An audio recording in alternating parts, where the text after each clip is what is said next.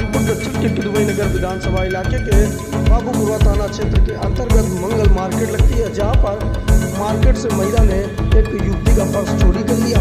शक होने पर जब महिला से पूछताछ की तो महिला ने कुछ नहीं बताया। सूचना पर पहुंची पुलिस ने जब महिला की तलाशी ली तो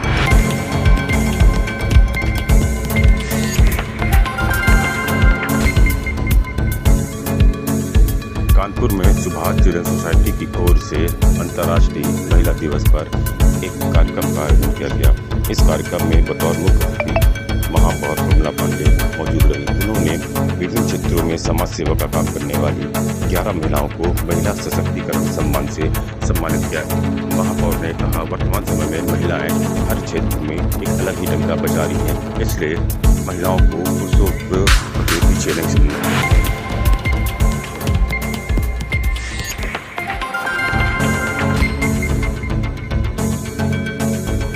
गुरु नानक देव जी से 200 साल पहले महाराष्ट्र के संत रहे बाबा नामदेव के नाम पर कानपुर में नामदेव गुरुद्वारे की स्थापना की गई।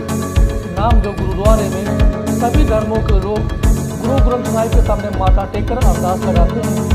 गुरुद्वारे के प्रबंधक सरदार नीतू सिंह ने बताया कि महाराष्ट्र के पंढरपुर में इनका जन्म हुआ था। 5वें गुरु नानक देव व गुरु अर्जुन देव जी ने इनकी पोथियां व लिखित रचनाओं को संकलित किया था। उनको विशेष मान देते हुए हम लोग उनकी वाणी को रोज पढ़ते और सुनते हैं और उनके बताए हुए सिद्धांतों पर चलने का प्रयास करते हैं। उन्होंने बताया कि जब 10वें गुरु श्री गुरु गोविंद सिंह जी थे, तब उन्होंने देहधारी प्रथा को खत्म करते हुए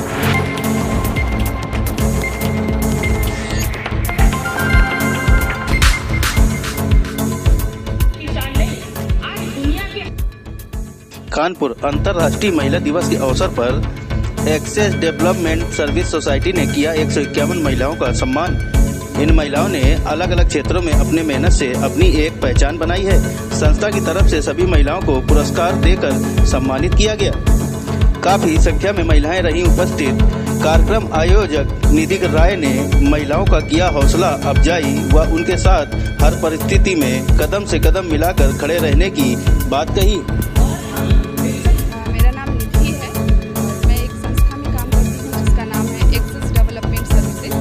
ये दिल्ली की ऑर्गेनाइजेशन है जो कानपुर और लखनऊ में भी हमारा प्रोग्राम चल रहा है, परियोजना चल रही है जिसका नाम है समृद्धि। और हम लोग महिला लोगों के साथ काम कर रहे हैं, वो महिलाएं जो किराना दुकान चलाती हैं। आज का दिन महिलाओं का दिन है, अंतर्राष्ट्रीय महिला दिवस है 8 मार्च। तो आज हम चाह रहे थे कि जब हम इतने महिलाओं के साथ काम कर रहे हैं तो आज के दिन को भी महिला लोगों के साथ सेलिब्रेट कर रही हैं, क्योंकि वो अपने अपने क्षेत्र में बहुत ही अच्छा काम कर रही हैं। तो आज अंतर्राष्ट्रीय महिला दिवस मनाया जा रहा है यहाँ पे, और आज हम अपनी महिलाओं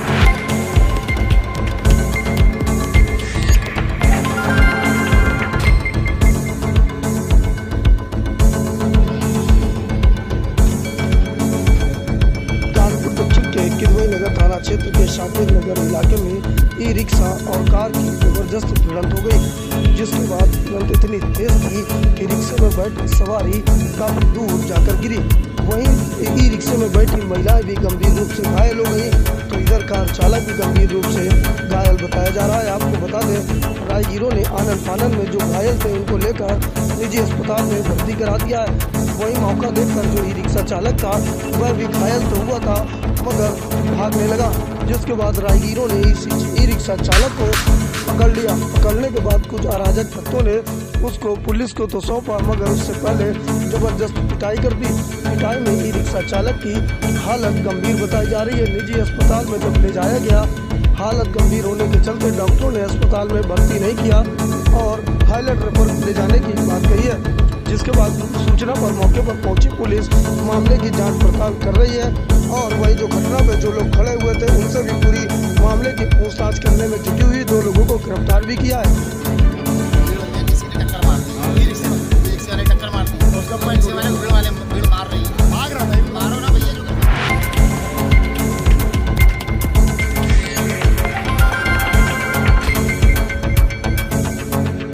उत्तर प्रदेश विधानसभा चुनाव को लेकर 10 मार्च को होने वाली मतगणना के लिए प्रदेश के सभी जिलाधिकारियों ने अपनी तैयारियां पूर्ण कर ली हैं। कानपुर देहात जिलाधिकारी ने प्रेस कॉन्फ्रेंस कर 10 मार्च को होने वाली मतगणना की तैयारियों की जानकारी दी।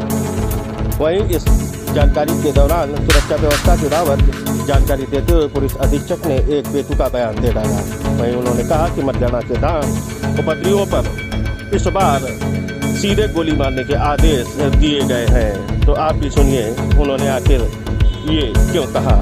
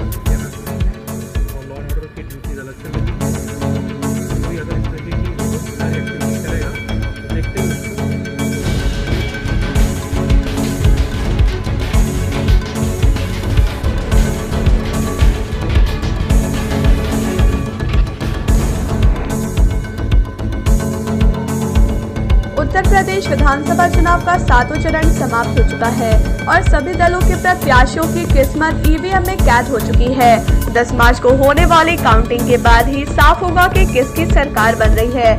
लेकिन अगर 2017 और 2022 में मत प्रतिशत की तुलना करें तो यह पिछले चुनाव के मुकाबले 0.63% कम है, जबकि 2017 में 2012 के मुकाबले 1.86% अधिक मतदान हुआ था और बीजेपी को 265 सीटों का फायदा हुआ था और उसने प्रचंड बहुमत के साथ सरकार बनाई थी।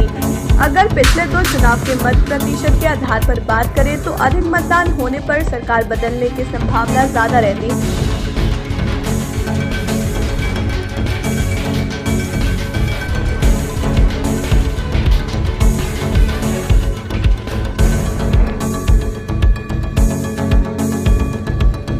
सभी एग्जिट पोल के नतीजों में उत्तर प्रदेश में एक बार फिर से बीजेपी की सरकार बनने की बात कही गई है।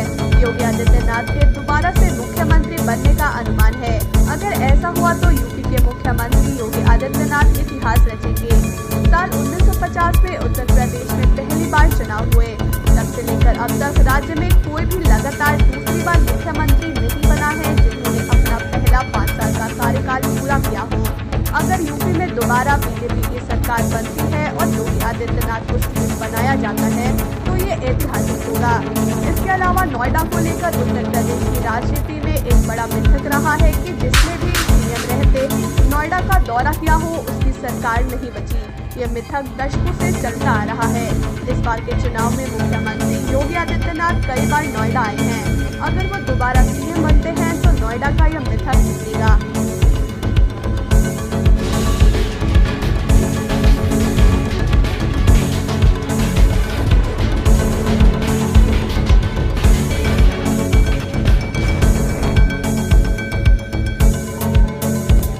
उत्तर प्रदेश में विधानसभा चुनाव को लेकर सोमवार शाम कई न्यूज चैनल्स पर अलग अलग सर्वे एजेंसियों के एग्जिट पोल सामने आए।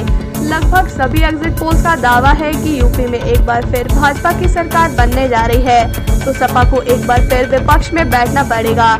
इस बार सपा के साथ गठबंधन करके चुनाव लड़े प्रसपा के प्रमुख और अखिलेश यादव के चाचा शिवपाल यादव ने अब एग्जिट पोल्स को लेकर चुप्पी तोड़ी है। शिवपाल यादव ने मंगलवार सुबह एग्जिट पोल्स को खारिज करते हुए इन्हें भ्रामक और अविश्वसनीय बताया। उन्होंने भरोसा जताया कि सपा गठबंधन पूर्ण बहुमत से सरकार बनाने जा रहा है।